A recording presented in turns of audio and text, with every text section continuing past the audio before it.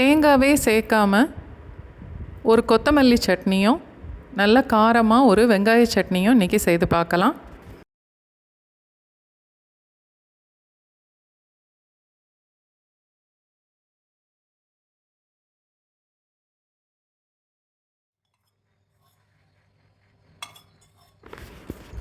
பேனில் எண்ணெய் சேர்த்துட்டு ஃபஸ்ட்டு நிலக்கடலை மட்டும் சேர்த்து வறுக்கணும்.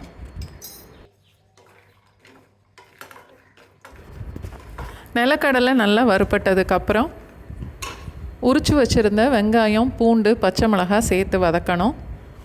பூண்டு உரிக்கிறதுக்கு ஈஸியாக இருக்கும்னு நான் 2ஆக கட் பண்ணிவிட்டு உரிச்சிருக்கேன். வதக்கும் போதே புளியும் சேர்த்துட்டா மிக்சியில் நல்லா அரைப்பட்டுரும். வெங்காயம், பூண்டு எல்லாம் நல்லா வதங்கினதுக்கப்புறம் தட்டில் கொட்டி நல்லா ஆற விட்டுறணும். அரைக்கும்போது 2 கப் அளவுக்கு கொத்தமல்லி இலையை நல்லா பொடிசாக வெட்டி சேர்த்துக்கணும்.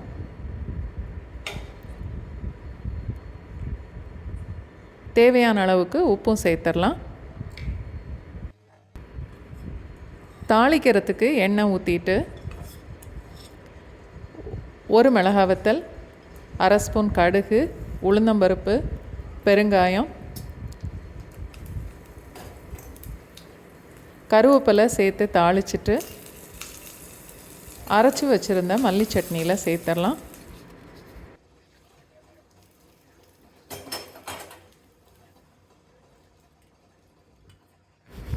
வெங்காய சட்னிக்கு வதக்கிறதுக்கு 2-3 டீஸ்பூன் அளவுக்கு எண்ணெய் சேர்த்துட்டு காரத்துக்கு 2 இல்லை 3 மிளகாய் வத்தல், கலருக்கு 2-3 காஷ்மீர் மிளகாய் வத்தல், கடலைப்பருப்பு எல்லாம் சேர்த்துட்டு இப்போ வறுக்கணும்.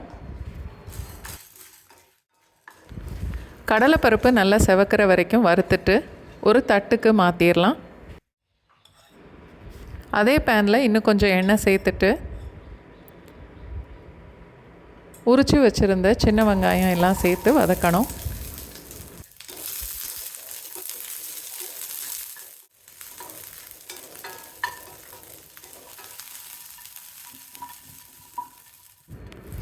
வெங்காயம் இந்த அளவுக்கு வதங்கினதுக்கப்புறம் வெட்டி வச்சுருந்த தக்காளியும் சேர்த்து இப்போ வதக்கணும்.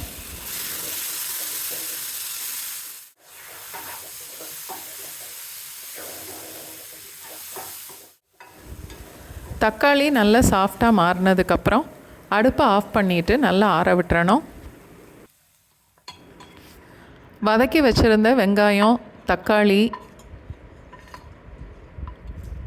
மிளகாய் வத்தல், கடலைப்பருப்பு எல்லாத்தையும் மிக்சியில் சேர்த்துட்டு தேவையான அளவுக்கு உப்பும் சேர்த்து நல்லா நைஸாக அரைச்சி எடுத்துக்கணும். சட்னியை ஒரு கிண்ணத்துக்கு மாற்றிட்டு கடுகு, உளுந்தம்பருப்பு, பெருங்காயம், கருவேப்பிலை தாளித்து சட்னியோடு சேர்த்துடலாம்.